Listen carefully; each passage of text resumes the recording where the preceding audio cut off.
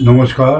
ওম নমো ভগবতে বাসুদেবায়, প্রাণনাথায় শ্রীকৃষ্ণায়, গোবিন্দায় নমো নমঃ। আজকেও আমরা একটা ভক্তিতত্ত্বের ছোট্ট গল্প নিয়ে আমরা এসেছি। তো এই ভক্তিতত্ত্বের গল্পের মধ্যে আছে কি, এক ভ্রমর যে গুনগুন করে গান করে ভগবানের আশেপাশে সে ঘোরাঘুরি করে, সেইটা দেখে একটা গোবর পোকার খুব হিংসা হলো। তো সেই ভ্রমরকে গোবর পোকা বলছে যে, বন্ধু তুমি তো কত ভালো জায়গায় ঘুরো, ভগবানের আশেপাশে ঘুরো, গুনগুন করে তাদের গান শোনাও, কত ভালো গোবিন্দের মকরন্দ সুধা তুমি পান করো, আর আমি দেখো গোবরের মধ্যে পড়ে পড়ে আমার জীবনটা শেষ হয়ে গেল। তো আমার জন্য একটু চিন্তা ভাবনা করো, তুমি তো আমার বন্ধুর মতন, বন্ধুই পারে বন্ধুকে উদ্ধার করতে। তো ভ্রমর একদিন বললো, ঠিক আছে, তোমার জন্য আমি চিন্তা ভাবনা করছি কি করা যায়। আমি যেই রকম বলবো তোমাকে কিন্তু সেই রকম পথে চলতে হবে। বলে, আমি নিশ্চয়ই চলতে রাজি আছি। তো একদিন গোবর পোকাকে বলল, তুমি এক কাজ করো, এই কমল যে প্রস্ফুটিত কমল আছে, এই কমলের মধ্যে তুমি চুপ করে বসে বসে ভগবানের ধ্যান আরাধনা করো। তো ঠিক বেলা 3টের সময় গোবর পোকা সেই কমলের মধ্যে বসে গেছে, প্রস্ফুটিত পদ্ম।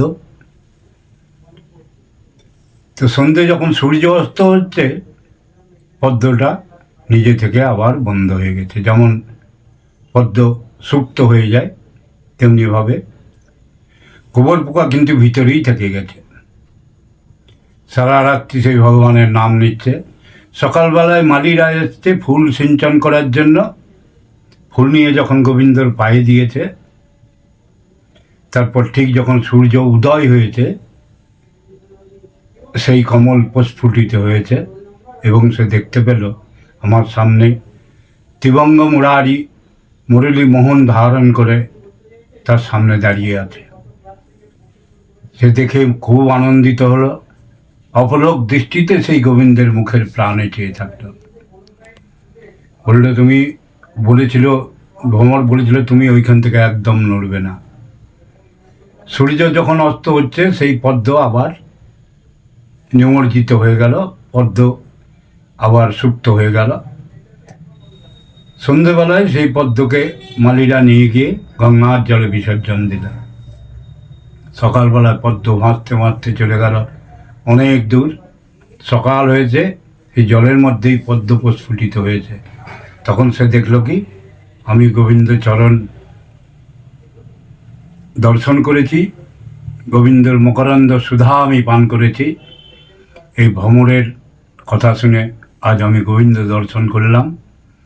তো বলছে, মাং হি পার্থ ব্যাপাসুদ্ধ সোহপি সুপাপ যমুনায় শ্রিয়োবশ্যস্তাদা শুদ্ধ তেহপি যাত্রী পরাঙ্গতি কিং পুণ্যবম্মনা পুণ্যা ভক্তরাজর সহস্ততা অনিত্যম সুখং লোকে মিমং প্রাপ্য ভজশ্রমম মনময়া ভব মদ্ভক্ত মদজ্জায় মং নমস্কুরু মামে বৈশ্বাস যুক্তৈব মৎপনং মৎপরায়ণা। ভগবান গীতায় বলছে, যারা সমাজের পতিতা, তারাও যদি আমার চরণ স্মরণ করে, আমি তাদের উদ্ধার করব। গোবর পোকা তো অনেক বড় হয়ে গেল, শুধু ব্রাহ্মণ কেন, যে কোনো পতিতা, যে কোনো অবহেলিত মানুষ যদি আমার চরণ স্মরণ করে, আমি তাকে নিশ্চয়ই উদ্ধার করব। ঠিক যেমন গোবর পোকা উদ্ধার হয়ে গেল সেই বন্ধু ভ্রমরের কথা শুনে। ভ্রমরের ভালো মানুষের কথা শুনে যারা সৎ পথে এসে গোবিন্দর চরণ দর্শন করে, তারাই হচ্ছে প্রকৃত ভক্ত। নমস্কার। গল্পটা কেমন লাগলে জানাবেন, লাইক করে দেবেন। জয় গুরু, জয় রাধে গোবিন্দ।